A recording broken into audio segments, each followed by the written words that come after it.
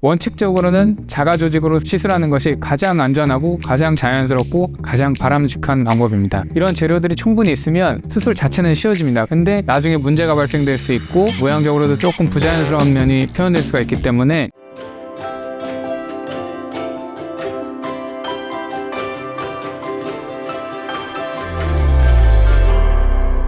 다음으로는 이제 비주에 사용하는 조직에 대해서 설명을 드려보려고 하는데, 일단 비주랑 코끝에는 기본적인 개념이 무조건 자가 조직으로 시술을 해야 됩니다. 물론 기증늑연골이나 뭐 이런 것들, 메쉬 이런 것들이 사용되는 경우가 있긴 한데, 원칙적으로는 자가 조직으로 시술하는 것이 가장 안전하고 가장 자연스럽고 가장 바람직한 방법입니다. 그래서 우선은 비주 부분은 기둥 역할을 하는 부분을 세워줘야 되는 건데, 그렇기 때문에 어느 정도 경도가 있는 조직으로 세우는 게 좋거든요. 자가 늑연골이 가장 경도가 좋기 때문에 개인적으로는 비주를 세우기에는 자가 늑연골이 가장 좋다고 생각을 합니다. 그러나 너무 단단해서 코의 운동성이 조금 떨어질 수 있다는 단점은 있고요. 다음으로 이제 쓸 수 있는 가장 좋은 재료가 비중격 연골인데, 비중격 연골 양이 충분하고 경도가 어느 정도 잘 나와준다면 어느 정도 유연성도 있고 하기 때문에 가장 많이 쓰는 재료라고 볼 수가 있습니다. 초수술에서는 보통 자가 늑연골을 잘 쓰지 않기 때문에 비중격 교정술을 하면서 비중격 연골을 채취해다가 비주 지지대도 세우고, 비중격 확장 이식 방법이든 비주 지지대 방식이든 많이 사용되고 있고, 본원에서도 그렇게 시행을 많이 하고 있습니다. 그 다음에 이제 귀연골로 비주 지지대, 즉 비주의 기둥을 세우는 경우가 있는데, 주로 비주 지지대 방식에서 이제 많이 사용을 하게 되죠. 귀연골 자체로는 매우 야들야들한 성상이기 때문에 기둥을 세우기에는 아주 적합한 경도는 아니라서 보통 두 겹을 겹쳐가지고 요 비주에다 이렇게 기둥을 세우는데, 개인적으로는 그렇게 선호는 하진 않지만 비주 지지대 방식이나 구축이 심한 코에서 이제 이런 귀연골로 시행하는 경우도 있는데, 코끝의 높이를 높이는 데 있어서는 비중격 연골만큼 좋지는 않다고 개인적으로는 생각합니다. 그 다음에 이제 비주 지지대로 우리가 자가 조직으로는 재료가 부족하기 때문에 메쉬나 기증늑연골 혹은 말연골, 말에서 채취한 연골 이런 거를 쓰는 경우가 있는데, 이런 거를 쓰게 되면 수술은 아주 쉬워집니다. 재료 자체가 많고 결국 수술의 핵심은 이 부분이거든요. 제한된 자가 조직으로 이 기둥을 어떻게 세울 거냐가 가장 중요한데, 이런 재료들이 충분히 있으면 수술 자체는 쉬워집니다. 근데 나중에 문제가 발생될 수 있고 모양적으로도 조금 부자연스러운 면이 표현될 수가 있기 때문에 개인적으로는 권장드리지는 않고 있는 재료입니다. 일단 이런 재료가 있다는 거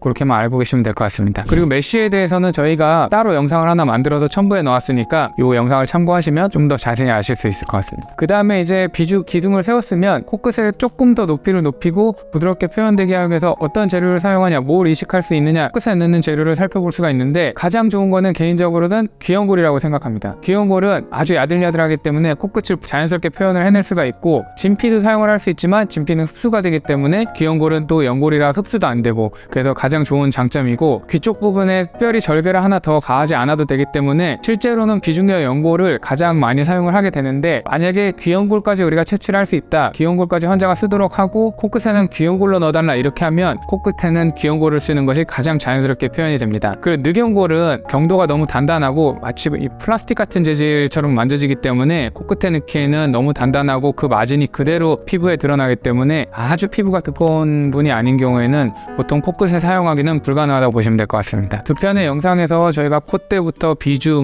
코끝까지 사용되는 재료에 대해서 다 설명을 드렸는데, 이제 설명하면서 개인적으로 선호하는 재료에 대해서도 말씀드렸는데, 이거는 저희 병원에서 개인적인 술자의 선호도에 대해서 말씀드린 거지, 병원마다 사용하는 재료에는 조금 차이가 있을 수 있고 선생님들마다 어떤 재료를 잘 사용할 수 있는 경우들이 있을 겁니다. 그래서 그거는 병원에서 상담을 하면서 조금 더 자세히 판단을 해보시기 바라고, 이 재료에 대해서 조금 더 궁금하신 점이 있거나 질문이 있으시면 언제든 질문 댓글 남겨주시면 바로 답변을 드릴 테니까 질문 남겨주시기 바랍니다. 감사합니다.